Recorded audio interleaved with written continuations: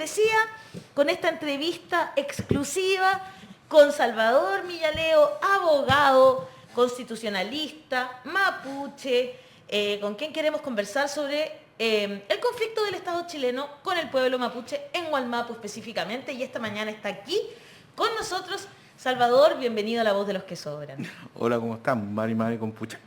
Mari Compuche, muchas gracias por estar acá en La Voz de los que Sobran, Salvador. Es un agrado tenerte, hemos conversado contigo muchas veces a través de Zoom, pero es primera vez que estamos en persona. De verdad, pues primera vez que estamos cara a cara. Se agradece que venga Salvador, ¿eh? Yo soy un admirador suyo, bueno, además, no sé, hay profes de allá que hablan de usted y como que así como... Está lleno, profesores. Sí, pero es que la admiran. La Maya lo ama. Yo también la quiero mucho. Sí, así como que... pero curiosamente me llevo bien con Atria y con Garín simultáneamente. Eso no sé cómo lo hace. Eso sí que no sé cómo lo hace. Eso es un esfuerzo diplomático muy importante. Tengo un gran aprecio a ambos. Mira, lo felicito. Bueno, él es profe de la Chile, que quede claro, es profesor de Derecho de la Chile, sí. Para dejarlo clarito.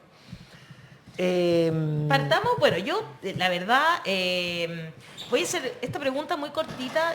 Yo sé que no tiene muchas ganas de polemizar, Salvador, y lo comprendo, además. Pero me gustaría partir por preguntarle, usted comenzó estando en el Ministerio del Interior, como un asesor, entiendo, ¿verdad?, de la ministra Siches, y no estuvo más de un mes. ¿Qué pasó finalmente, Salvador? ¿Por qué decide dar un paso al costado? Bueno, la verdad fue un mes y medio, algo más, pero si uno contabiliza todo el trabajo preparatorio, que bueno, fui convocado a mediados de febrero, uno puede contar desde allí la dedicación. Pero la verdad, no me sentí bien, digamos, creo que mi aporte puede ser mayor, más sustantivo, ahora al espacio que estoy volviendo, en la academia. Por supuesto yo antes y ahora lo volví a hacer, estoy apoyando los escaños reservados, entonces... Perfecto. Decidí... Lo hemos visto dándose vuelta ahí en el Congreso. Siempre, antes y ahora también. Entonces pensé que mi mayor aporte iba a estar en esos espacios. Y vamos a seguir, por cierto, me voy a comprometer muy firmemente en la campaña del apruebo, porque creo que en materia que los que yo más entiendo de pueblos originarios, la Convención Constitucional ha hecho un tremendo trabajo. Entonces eso, yo por mi parte ya cerré ese capítulo, claro, y quiero plantearme desde otra posición. O sea, más allá, yo creo que el presidente Boric ha mostrado, y lo he vuelto a decir en la gira, tiene una visión política. Ahora, yo deseo profundamente que esa visión se exprese y se concrete, y que la agenda de seguridad que se está haciendo el gobierno ahora no complote y no termine saboteando esa agenda política como lo sucedió a todos los gobiernos anteriores, sin ir más atrás al gobierno de Piñera. O sea, todo lo que hacía Moreno, más allá que uno pudiera pensar que era lo más adecuado, el enfoque económico, neoliberal, lo que ustedes quisieran, pero hubo un esfuerzo real, y ese esfuerzo se fue al traste de la basura cuando sucede lo que de Catrillanca. Entonces, las agendas de seguridad mal llevadas y mal planteadas suelen destruir las agendas políticas de los gobiernos en este tema. Entonces, yo deseo, digamos, que al presidente Boric no le pase eso. Qué bueno, como lo dice Salvador. Me gusta se nota mucho su estilo, como dijiste, diplomático. Pura diplomacia mapuche, como lo diría Elisa Loncón. Es lo que necesitamos también. Oye, pero si eso es cierto, son horas de hablar y conversar. Me ha tocado estar alguna vez y bueno, puede ser muy aburrido también. No, puede ser. Como mapuche puede decir. Pero mira, hay varias características. A veces es desesperante. Sí, los jóvenes escuchan muy respetuosos a los más ancianos, y duran largas horas, se come bien también, digámoslo. El sábado me ha tocado estar en estas mapuche. conversaciones grandes, largas, porque así se parlamenta, pues, así se debe hacer. Yo me ha tocado, encontré muy singular, algo distinto, porque además yo soy medio ansioso, entonces me pasaba eso. Oiga, ¿puedo hablar yo un temita? Pero por favor, Daniel. O lo dejamos para el final. Lo que pasa no es que sé. a mí me interesa... Bueno, dale tú, después yo termino con... Va a cambiar de... Claro, Porque quiero hablar de seguimos la... No, yo quiero seguir con la... Dale, Ya, dale entonces, Hassan. hablamos... Dale tú porque y después- claro, como bien dijiste, Ale, no queremos entrar en la chimuchina de la política o la micropolítica, digamos. Así como la, Pero- la farandulilla política. A veces nos entretenemos, pero Ya, en esta ocasión pero no. en este caso hay temas intelectuales, temas académicos tan profundos que sería más interesante, creo yo, empezar la conversación hablando un poco más de la teoría, digamos. Aprovecho de saludar a Salvador, dar una recomendación nada que ver. Estuvimos conversando del tema antes de medio ambiente y de salud, porque Exacto. hay una crisis de salud en la quinta región, producto de ese desastre ambiental en Quintero, Uchuncaví. Y Salvador Millaleo, autor de unos artículos muy interesantes sobre patentes y farmacéuticos. Entonces, para personas que quieren entender un poco más del alto precio de medicamentos y el problema de la propiedad intelectual, ahí los textos de Salvador son bien interesantes. Bueno, entrando en materia, pero siguiendo esa cuestión más bien académica, quería preguntar, ya, de esta tensión que ya se ha mencionado entre una agenda de seguridad y una agenda de negociación. Porque esos conceptos tienen tensiones. Porque si uno tiene grupos que son más radicalizados y uno está combatiéndoles con una agenda de seguridad, o ellos se sienten que están siendo combatidos con una agenda de seguridad, al mismo tiempo que se está tratando de parlamentar con ellos, se genera esa contradicción. ¿Cómo ves los mecanismos para evitar esa tensión y específicamente con un estado de excepción? ¿Hay alternativas a eso para llevar una agenda de seguridad que no incluye esa medida que ha sido bastante controversial precisamente por posiblemente sofocar el esfuerzo de diálogo? Me plantaste la pregunta para todo el programa. Sí, vamos a estar aquí hasta mañana. A ver, partamos por lo más sencillo, más concreto. El estado de excepción. ¿Qué es un estado de excepción? Es un estado que prevé la Constitución actual donde se restringen, se suspenden ciertos derechos durante un tiempo determinado frente a determinada causal. En este caso, la causal concreta son los conflictos que están allá y las violencias políticas. Y bueno, lo que tenemos es que la coalición, el Frente Amplio, el Partido Comunista, cuando esto se plantea, que al final del gobierno de Piñera, no es que todo el gobierno de Piñera haya tenido estado de excepción, solo lo tiene al final, desde octubre me parece, o septiembre, no recuerdo bien la fecha precisa, pero son los últimos meses el gobierno de Piñera. Y hubo una oposición muy fuerte, muy clara de los sectores que ahora son gobierno contra el estado de excepción. Y es bien curioso que ahora se saquen a favor del estado de excepción los mismos argumentos, que son prácticamente los mismos que daba el gobierno anterior, que son cifras un poco fantasmagóricas, no sé, porque se tiran cifras y uno nunca sabe, o yo por lo menos, y creo que mucha gente, la ciudadanía, no tiene claro de qué son esas cifras. Se nos dice, y además que son cifras a veces contradictorias, porque el delegado de la 9ª región dice, disminuyeron en un 43% los atentados. Eso lo dijo ayer. Pero hace 3 días la delegada de la 8ª región había dicho que disminuyeron un 85% los atentados. Entonces, se refieren a sus regiones o tienen versiones distintas.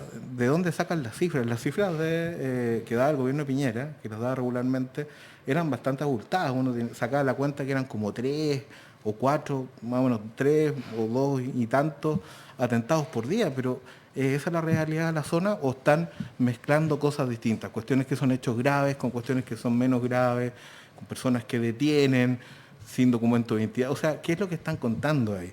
Y nadie nos ha aclarado eso. Hasta el día de hoy no lo hacía Piñera, pero tampoco hasta el día de hoy se nos aclara qué están diciendo cuando dicen disminuyeron los hechos.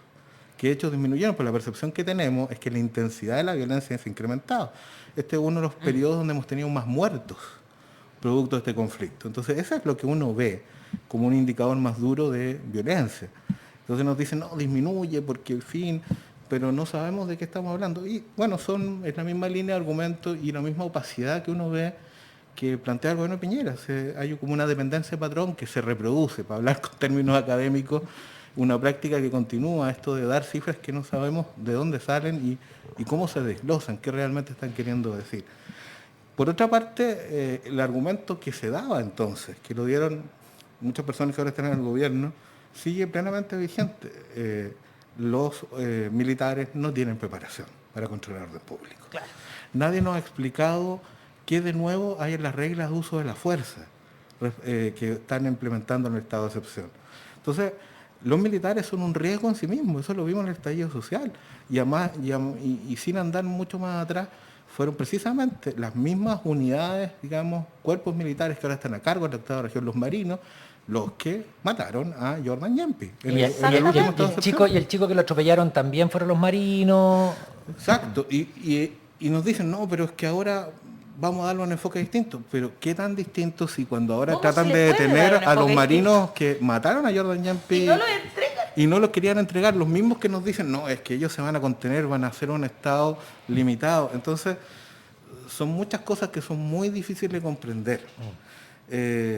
Y luego, bueno, pero podríamos pensar que cuando nos plantean que un estado de excepción limitado, van a limitarlo, pero si es tan limitado, viene la derecha y con cierta razón debería decir, bueno, si es tan limitado, ¿nos va a servir realmente para el tema de seguridad? Ellos quieren desplegar los militares, por supuesto, con toda la intensidad. Exacto. Y eso, Podría ser simbólico. y eso desde el... Siendo Claro, abogado de diablo, el gobierno podría responder, ya, no va a hacer, como dice la derecha, algo realmente de cambio, porque es tan acotado que es solamente un símbolo. entonces si un símbolo realmente sirve para algo, y eso es lo que yo planteo. Peor el cuando- remedio que la enfermedad con un símbolo. Claro, po. porque es un pero símbolo ahí que es entran temas de leído diálogo. desde el mundo mapuche, incluso desde el mundo más moderado. Veamos lo que ha dicho Rosa Catrileo, lo que ha dicho Lisa Loncón. Ellos tienen una ruptura con el gobierno precisamente por eso. Entonces, si es un símbolo que le ha servido bastante poco para llevar adelante la política. Entonces, Yo todavía no me lo explico. ahí yo planteo, esto es más populismo penal, es hacer como que hacemos algo, y eso era bastante evidente con Piñera, y lamentablemente también es evidente ahora, de que hagamos como que estamos haciendo algo, cuando es algo que tenemos que hacerlo acotado, porque si lo hacemos real, vamos a generar un mal más terrible que el que queremos curar. O sea, si desplegamos a los militares con todo el potencial, esto va a ser una ruleta rusa, donde va a haber un muerto, va a haber varios muertos, que va a tener que cargar un gobierno que quería hacer algo completamente distinto. Último Entonces, argumento, sí. perdón, del gobierno, que yo no estoy de acuerdo, pero quiero escuchar la Ya. respuesta, que ellos dicen que tiene que ver con la negociación que hizo el subsecretario Monsalve para bajar el paro de los camioneros. Sí, no, hay que agradecer la honestidad de eso, pero ¿es eso lo que realmente sirve para resolver el problema, siquiera de seguridad? Esa es la pregunta que nosotros hacemos. Es honesto, está bien que nos lo digan, sí, todos lo sabemos, pero ¿realmente eso sirve? Porque el mismo gobernador de la octava región ha dicho, no, pero es que tenemos que hacer otras cosas también, porque esto es una medida que no está sirviendo realmente. Entonces, si no está sirviendo, ¿para qué lo hacemos? Si queremos seguridad, tenemos que desbaratar bandas, en fin, y en el fondo tenemos que hacer un pacto de seguridad con el mismo pueblo mapuche, porque si no, esto no va a funcionar.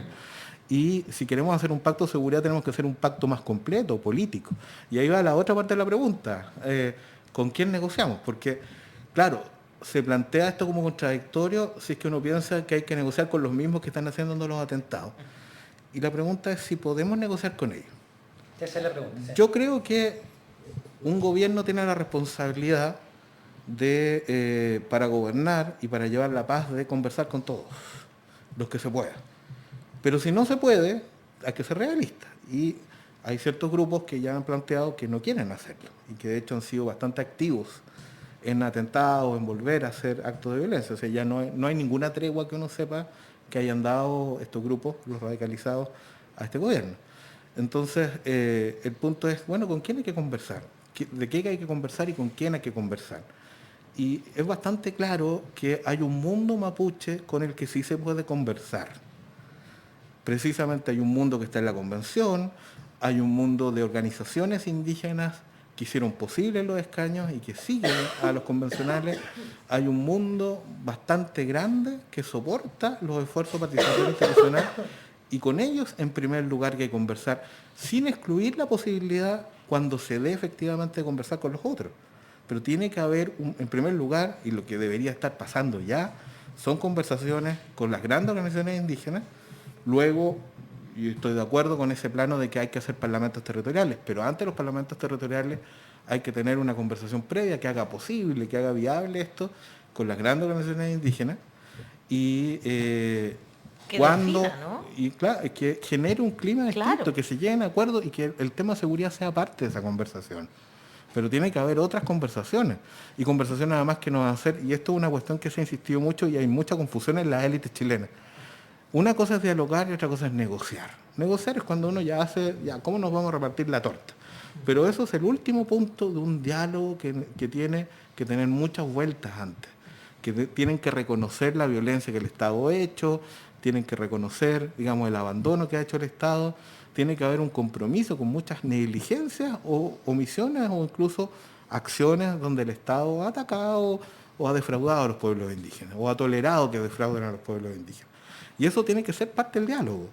Y en ese diálogo no solo tiene que estar el Estado con las organizaciones indígenas, también tiene que estar terceros importantes, las forestales, que son una Es parte que muy eso. importante del problema. Y no solo los forestales, ahora hay una serie de otros actores. Incluso uno puede ver que hay problemas ahora con empresas también son parte de la empresa sí, privada. Sí, ustedes han visto ahora que hay problemas que antes no se escuchaban, de extracción de tierras raras que hacen, interviniendo en los casos de los ríos y también afectando a comunidades.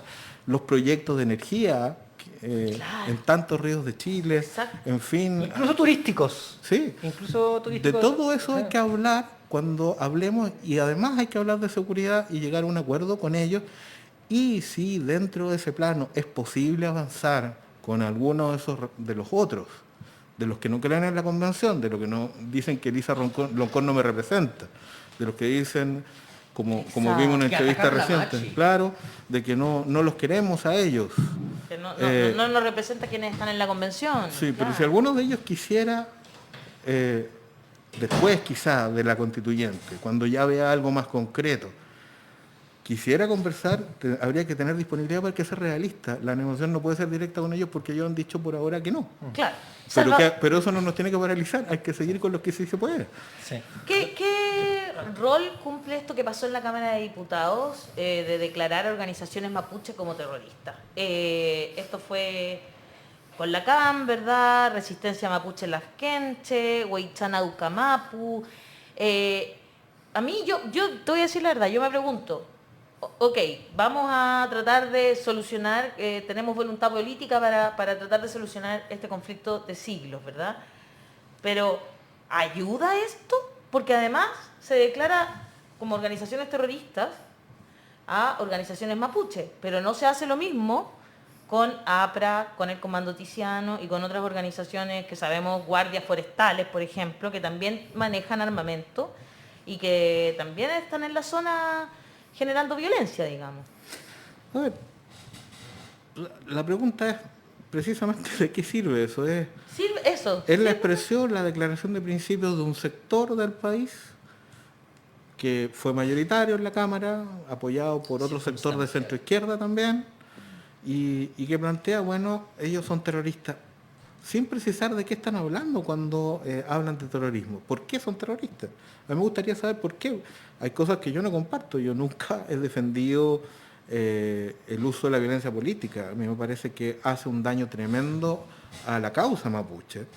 Pero ayuda algo en definirlos como terroristas, y se está usando bien el concepto de terrorismo.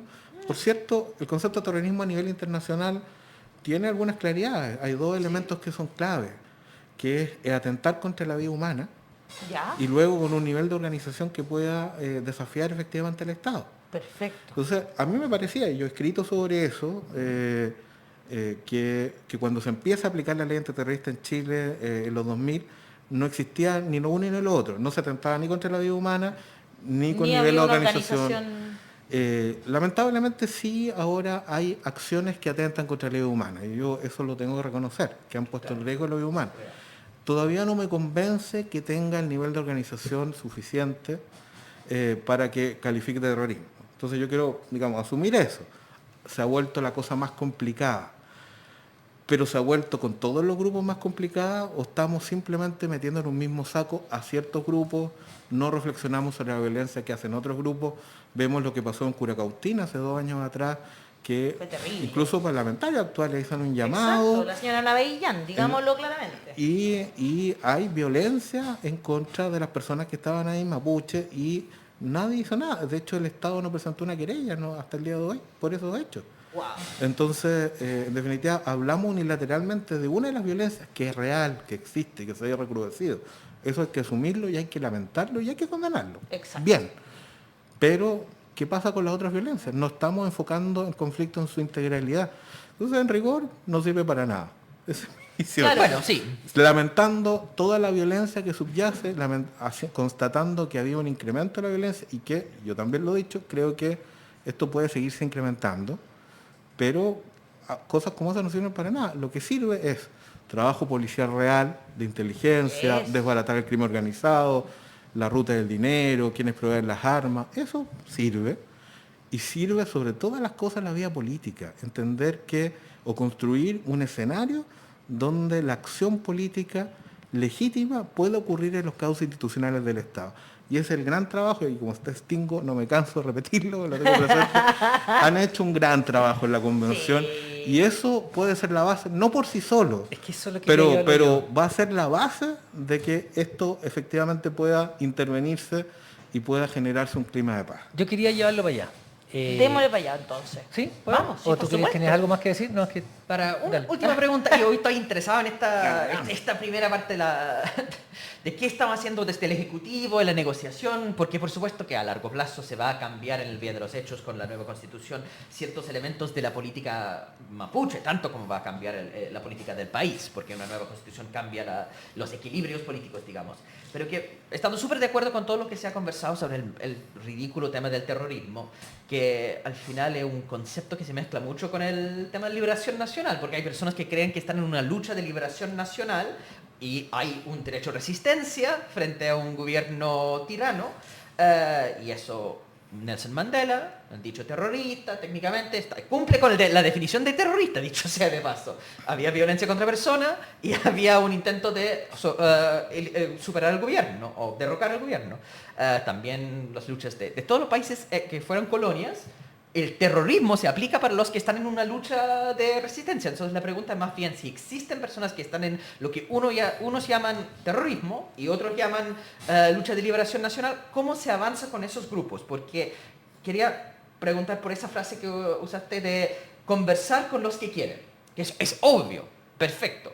Pero yo lo veo, para usar la analogía para los que escuchan, como un tema de control como pedagógico, por ejemplo. Si uno está frente a una clase y algunos están hablando y algunos no están prestando atención, entonces uno busca, hay distintas estrategias para captar la atención de la enorme mayoría del grupo, porque la peor cosa que uno puede hacer, si uno tiene una clase que no está poniendo atención, es empezar a dar la clase a la primera fila. Y el problema en la historia de los intentos de diálogo del Estado de Chile con los pueblos mapuches desde la transición democrática es conversar con la primera fila, con los mapuches que son más de la institucionalidad concertacionista, y ellos por supuesto están dispuestos a conversar. Pero los que realmente van a cambiar son los menos dispuestos a cambiar. Uno gana la clase, digamos, uno está dando una buena clase, no cuando la primera fila escucha, sino cuando los que están en la última fila, que están medio volados, están dispuestos a escuchar lo que uno está diciendo. Y en ese sentido uno puede, porque hay, por supuesto, unas cabezas duras que están al final de la fila que nunca van a escuchar, pero uno puede aislar a ellos conversando a la segunda capa, que sigue siendo súper poco dispuesto a conversar, pero más dispuesto que los más duros. Y esa estrategia de ir conversando con la segunda capa, no sé si hay una intención de llegar a esa segunda capa, que es lo que yo sé que en el caso, por ejemplo, en Irlanda del Norte, mentían. La posición oficial del gobierno británico siempre fue: nosotros no conversamos con terroristas, chao, y era mentira porque sí estaban conversando. Entonces puede ser que eso es información que no haya salido, pero se da la sensación que no están conversando con la segunda capa.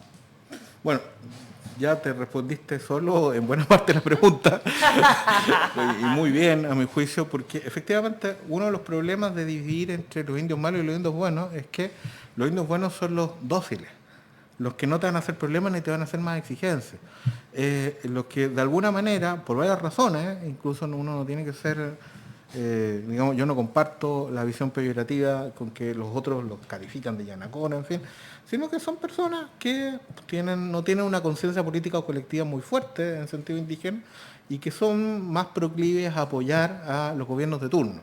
Y todos los gobiernos han tenido su clientela en ese sentido. todos. Y precisamente la estrategia de clientelismo consiste en acercar a los más cercanos, a esos que son cercanos, o digamos, hablar con los que son hablables, porque no te van a hacer preguntas incómodas. Y eso es un fracaso. Repetir esas políticas que eran las políticas clásicas de la concertación no va a llevar a nada. Lo que hay que hacer es tomar acuerdos políticos que empoderen a los sujetos colectivos. ¿Y cuáles son los incómodos? Pues son los incómodos que todavía es posible conversar. Es decir, personas que son organizaciones de base, que tienen problemas reales, que tienen conflictos tanto de tierra como con conflictos o dilemas socioambientales en sus territorios que están intervenidos, que tienen todos los problemas efectivos y que se han visto abandonados por el Estado. Pero si logramos llegar a ellos y empoderarlos, no clientelizarlos, no decirles, ya, ¿qué quieres tú? ¿Quieres tierra? ¿Quieres esto? Ya te lo repartimos para que te quedes callado. No, sino llegar a acuerdos políticos y cosa que se va a fortalecer con la Constitución. ¿Ustedes qué quieren? No es que nosotros queramos. Primero reconozcan que ustedes nos abandonaron, reconozcan que ustedes hicieron genocidio, reconozcan que ustedes nos despojaron. Y ahí empezamos. Y después, ¿con qué seguimos? Bueno, tenemos la nueva Constitución. ¿Cómo hacemos una autonomía? ¿Cómo hacemos que nos devuelvan la tierra dentro de la institucionalidad? ¿Cómo hacemos programa de desarrollo buen vivir, no impuestos desde Santiago o desde una visión estrictamente mercado? ¿Cómo nosotros seguimos sustentando nuestra forma de vida indígena? Con los incómodos, con la segunda fila. Y ahí ir avanzando, hasta llegar a un punto que algunos, quizá de los radicalizados, sin que esto esté garantizado, digan, bueno, ya, de repente podemos conversar. Por supuesto va a haber otros que nunca van a querer conversar, y en todos los procesos de pacificación lo hay. Claro que sí. Pero esa es la vida, esa es la ruta, pactar con los incómodos. Ahora, ¿eso se está haciendo o no se está haciendo? Yo tengo la misma sensación de que todavía no se está haciendo, de que falta mucho, pero tengo la esperanza de que cuando tengamos la nueva Constitución, el mismo gobierno va a recibir una segunda oportunidad. Y eso lo tienen pocos gobiernos. Una institucionalidad distinta también, Sí, ¿no? Eso me gustaría tocarlo, porque Sí. lo mismo que hablábamos con el senador Latorre respecto del medio ambiente, ¿no? Vemos el tema medioambiental hoy día, como hay tantas trabas, muchas veces se deja hacer, porque la típica dicotomía entre la empresa privada o la economía o el progreso y la vida humana cuando está en... Bueno, lo mismo va a pasar acá. Hay un tema, y esa era mi pregunta, y abrir un tema respecto de la Constitución. Hay nuevos referentes indígenas ahora. Elisa Loncón, Rosa Castrileo, la propia Natividad Yanquileo. Hay muchos nuevos referentes que supongo que las propias comunidades también validan con haber llegado ahí y estar haciendo la tremenda pega que están haciendo. Rosa ha dirigido algunas comisiones, la Elisa Loncón fue presidenta, o sea, son gente que se ha validado mucho, yo creo que tanto interno como externamente. Eso es una cuestión que también supongo que hay que tener en consideración. Y segundo, lo que tú dices respecto de lo aprobado. O sea, lo aprobado es mandatorio, manda, no es proposición, es manda. Si esto se aprueba el 4 de septiembre, esto hay que empezar a implementarlo. La autonomía, el respeto al lenguaje, la cosa jurídica, que dicho sea de paso, todo esto pasa por la ley, así que nadie empiece a mentir acá, que van a tener 11 sistemas jurídicos distintos. Bueno, pasa por la ley, cárgueselo a su diputado y senador, ¿cómo lo van a hacer? Así que nosotros incluso quisimos poner algunos límites, y muchos de los pueblos originarios dijeron no, pero le dije, le va a convenir esto. Incluso lo hablé con Natividad, y ella me dijo, puede que la ley sea más restrictiva que ustedes, pero no queremos que ustedes pongan los límites. Bueno, y quedó por la ley. Y tendrán que estar a lo que diga el Congreso. Y en todos los frentes, digamos, sobre todo la autonomía y lo territorial. Esta comisión que están hablando de que se va a formar para ir viendo la entrega de territorio, mirar las Mercedes, etcétera, etcétera. Si eso avanza, que si se aprueba va a tener que avanzar, hay un cambio de paradigma. Porque de partida, tú lo has leído, yo creo que sí, hay reconocimientos. Hay reconocimientos de lo que ha pasado durante esos años. ¿Por qué todo el tema medioambiental pasa por todas las comisiones? De hecho, yo no sé, va a costar harto reunirlos todos, porque hay mucha legislación, y esto se da como, yo siempre digo, hay tres aspectos en la Constitución que son transversales. El tema de la mujer y la paridad, el tema medioambiental y el tema de los pueblos originarios. Son temas transversales en todas las comisiones, salieron en todas las comisiones, atraviesan toda la Constitución, y si eso queda como mandatorio, bueno, va a haber que empezar a implementarlo nomás, pues ya no va a haber disculpas de hagamos una comisión. Aquí esto hay que implementarlo, esto hay que implementarlo, esto hay que implementarlo, hay años para hacerlo, hay artículos transitorios. Entonces, no sé cómo lo ves tú, lo que se ha aprobado,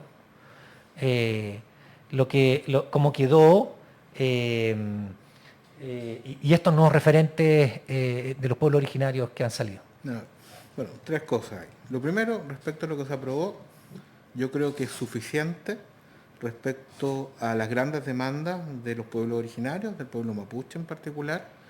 Está todo allí, está la plurinacionalidad, el derecho a la libre determinación, las autonomías territoriales indígenas, la restitución de tierras, el plurilingüismo, el principio del buen vivir, los derechos a la naturaleza, en fin, justicia, la salud intercultural, sí, en fin, el pluralismo jurídico.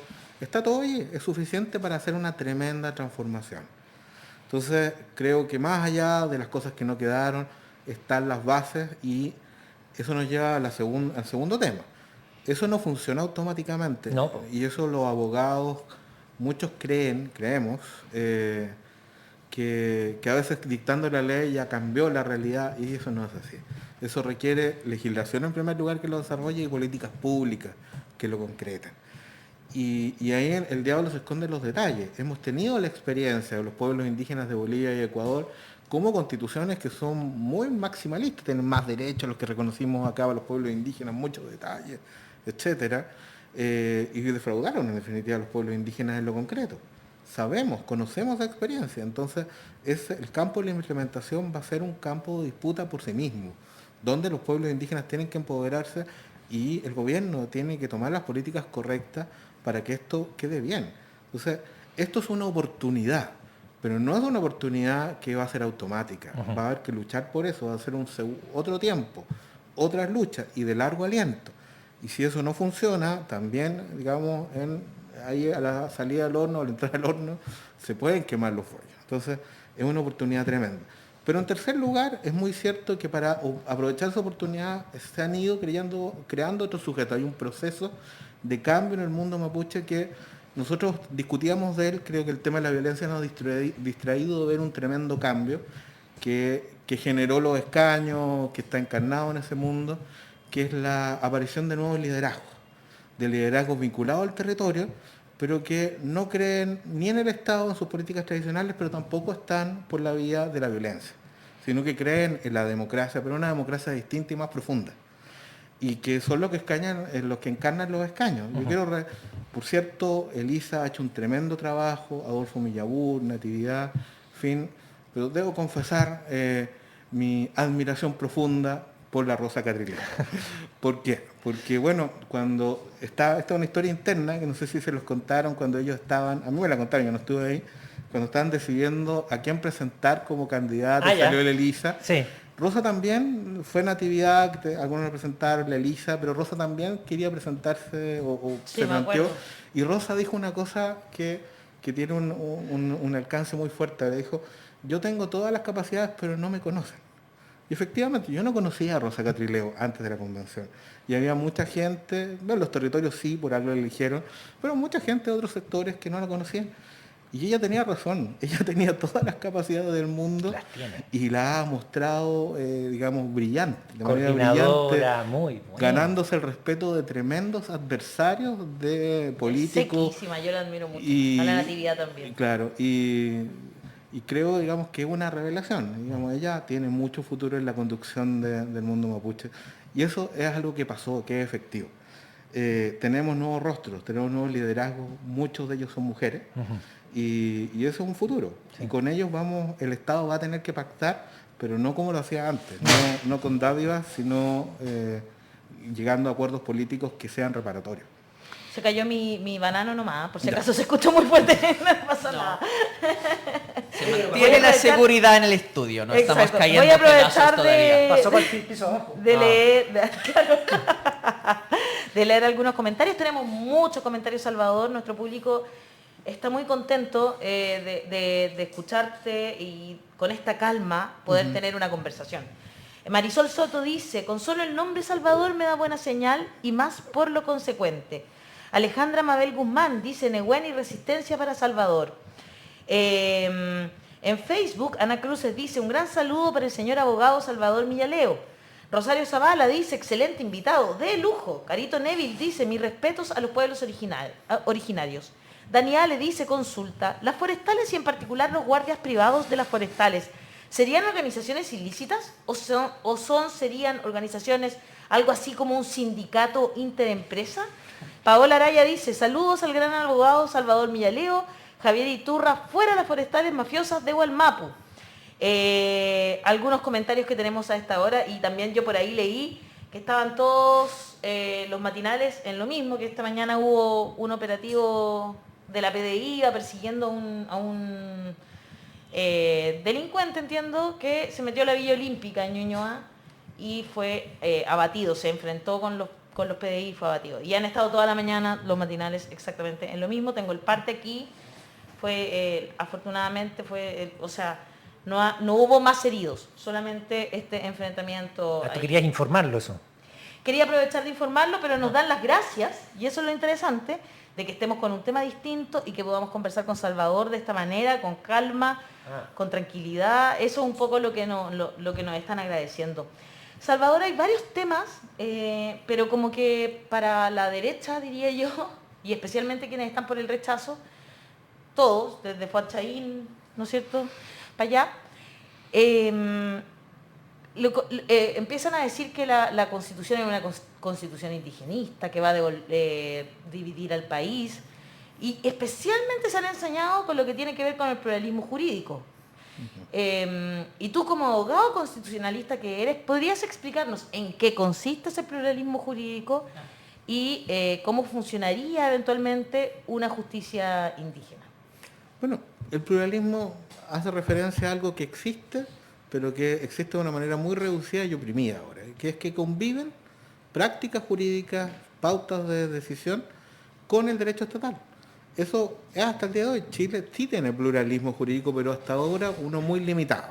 Tenemos el artículo 54 de la ley indígena que dice que las costumbres indígenas pueden servir de base para atenuantes o causas de exculpación.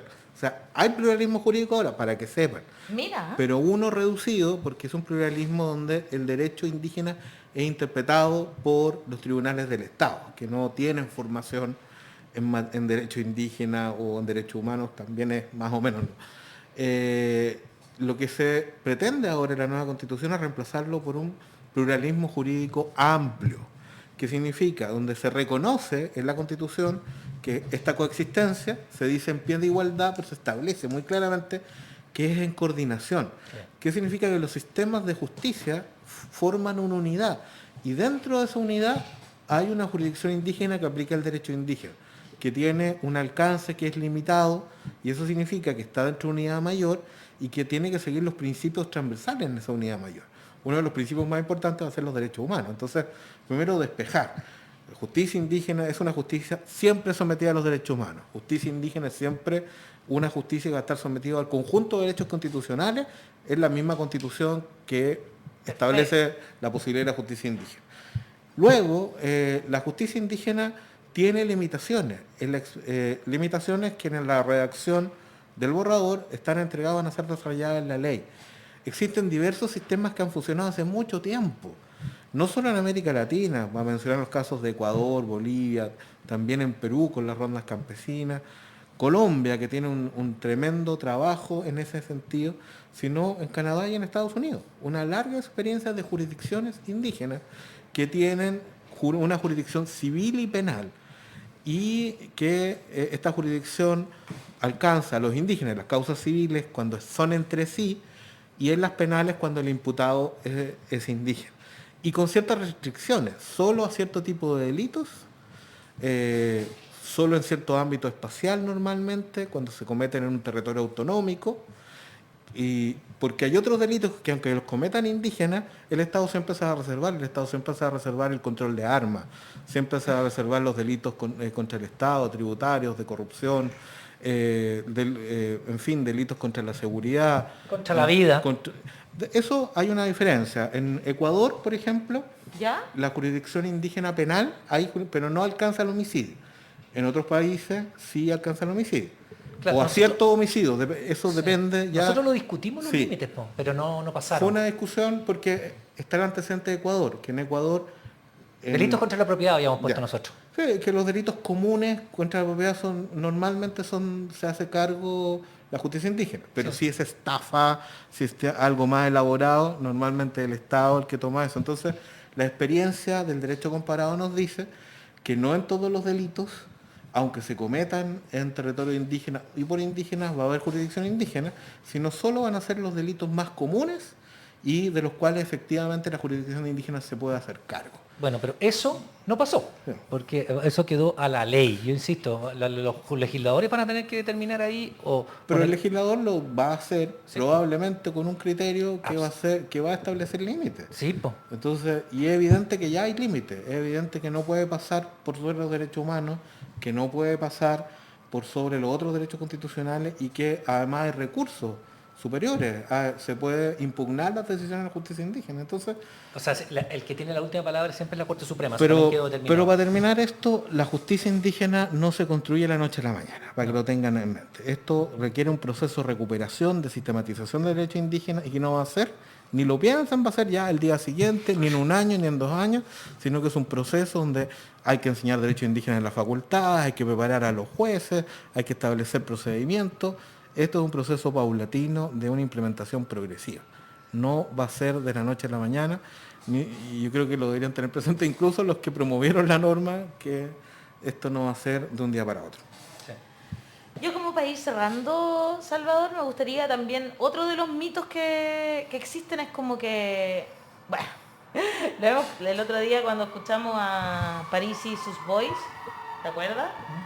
Así como que decían hasta que nos iban a cobrar por pasar por el cielo, ¿se acuerdan? Bueno, Estaba- o sea, es caricatura eso. pero estaba Logan. Sí. Ah, bueno. Pero y esas Ah, bueno. caricaturas, aunque nosotros no lo creamos, de repente uno que está ahí en el territorio, digamos, Sí. calan profundo. Es verdad. Y se empiezan a utilizar. Es que viene de una cosa seria, que es que hay tratados internacionales acerca del espacio aéreo de todos los países. Y hay... Claro, viene de una cosa seria, pero no muy serio en su análisis final, digamos. ¿Qué piensas de eso? Como en términos como económicos, tributarios, ¿va a ser muy complejo también? Va a ser complejo, pero lo complejo es ser racional. El tema es que estamos en unas condiciones de nuestra sociedad donde el populismo nos ha golpeado tanto que hay tanto espacio para estas simplificaciones y deformaciones de lo que ha hecho la convención, por qué lo ha hecho, que parecen, oh, esto sí, es terrible, y son cuestiones tremendamente razonables, o no son como te la están contando, y eso está lleno. Esto es lo que dicen, que las autonomías territoriales van a dividir el país, que los no indígenas se van a tener que ir de los territorios autonómicos, no tiene nada que ver, tenemos Que te van a miles... quitar la casa. Sí, Hay quienes viven en Temuco. que van a quitar toda la tierra, te van a expropiar todo, van a devolver desde el Bío al sur, todas estas imágenes apocalípticas, en fin, que calan, pero que deforman lo que realmente se aprobó. Esto va a ser un proceso donde la racionalidad va a tener que acompañar, vamos a tener que hacer un esfuerzo. Por cierto, no vamos a volver a la situación pre-Pedro Valdivia. Ningún país ha vuelto a la situación precolonial, pero sí se trata de construir un futuro compartido. Y en ese futuro compartido significa que las autonomías van a tener que haber modelos de convivencia entre indígenas y no indígenas, que va a haber que devolver tierra, pero va a haber con un procedimiento ordenado, que las forestales van a tener que poner de su parte, pero esto no es que de la noche a la mañana se expulsen, pero van a tener que asumir la responsabilidad por los daños que ha causado también, medioambientales, sociales y culturales, entre otras empresas extractivas. Todo eso supone un futuro donde tenemos que construir un nuevo pacto social en términos razonables. Esto no es venganza, no es desquite, no vamos a terminar con el capitalismo ahora, sino que esto es un proceso para hacer más vivible y más humana la convivencia para los indígenas y para todo el país. De eso se trata el proceso constituyente. Exactamente. Y reconocer quiénes somos, por favor, si no es tan complejo. Muchas gracias, Salvador, por haber elegido además la voz de los que sobran No, como encantado. medio para conversar por primera vez desde que saliste del Ministerio del Interior. yo sé que conversaste también con El País, pero como en Chile fuimos el primer medio en tenerte, así que muchas gracias. Siempre se agradece eso. Antes de que nos vayamos, yo quiero recomendar, porque Diamela Eltit, Premio Nacional de Literatura, varios premios en el mundo también, una intelectual, ¿verdad?, a quien personalmente admiro mucho, también nos eligió para escribir sus columnas. Ah, mira. Y hoy día quiero recomendar Entre los bots y el progresismo neoliberal. Me parece imposible que las mujeres no se movilicen a acudir a las urnas para apoyar y apoyarse. Los jóvenes, protagonistas del presente y actores del futuro, no se reconocerán en un rechazo que apunta a sostener la desigualdad como un costo menor del neoliberalismo, a aceptar la explotación salarial, el racismo cada vez más evidente contra los pueblos indígenas. Justamente lo que estábamos conversando. Un senador médico, integrante de la cúpula del Partido Socialista neoliberalizado, se mostró monstruosamente desesperado ante la posibilidad que su mandato se cortara en 4 años. Juan Luis Castro. Vergüenza total. De una u otra manera, este senador, a diferencia de Cecilia Morel, no quiso renunciar a algunos de sus privilegios. Y la mera posibilidad de disminuir su tiempo abrió una compuerta irrefrenable, bordeando la histeria para denigrar la escritura de la Constitución y casi anunciar en esos días que podría votar rechazo. No fue el único, sin embargo. Quizás él encarnó con una transparencia impactante la extensión de una crisis que asola a las élites que integran y acaso manejan el llamado socialismo democrático, que quizás ya debería nombrarse a sí mismo como socialismo democrático neoliberal. Qué grande, ya me la entiendo. Perdón, ya, voy a leer el último párrafo. Y dice, y lo más increíble es que se habla de la constitución del expresidente Lagos como una salida a ninguna parte, pues el 4 de septiembre se aprueba o se rechaza y ya. Y lo más asombroso de lo asombroso es que el expresidente Lagos no sea un activo promotor del apruebo como la expresidenta Michelle Bachelet. Sí, es verdad. Porque después de todo, quizás la hegemonía lo convenció de que la terrible constitución de Pinochet le pertenece a él, al expresidente Lagos, que se ha mostrado preocupado por la ruta de los constituyentes, tan preocupado que hasta hoy está callado como si hubiese perdido la voz. Qué grande, Diamela Eltit. Solo decir, qué grande, increíble su columna, así que yo la recomiendo para que entren hoy y la lean en nuestro sitio web, lavozdelosquesobran.cl. Y también queremos recomendar CAM, Liberar una Nación. No te quedes fuera, son pocas oportunidades. Este miércoles 8 de junio a las 20 horas, la película CAM, Liberar una Nación, dirigida por nuestro colaborador Edgar Wong, llega al Teatro Principal de Matucana 100 en función única. El documental logra acceder por primera vez al interior de la coordinadora Arauco Mayeco, convirtiéndose en el film más comentado y coyuntural del año. Puedes reservar a través de Ticket Plus a solo 3.200 pesos la función hoy. Esta función única a las 20 horas. Ahí está. Hoy también a las 20 horas, Hora Constituyente con Elisa Loncón, así que la pueden ver a través de entrevistada por Francisca redes sociales. Quiroga. Mira tú. Así es, pues. Un programa auspiciado por la Bell.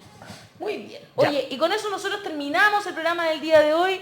Le agradecemos a Salvador haber estado acompañándonos en este final del programa. Recuerde que a las 11 de la noche, lo mejor de La Voz de los que Sobran a través de la radio Universidad de Chile. Pero nos pueden ver en iCool, ¿no es cierto? En Open el Radio, momento.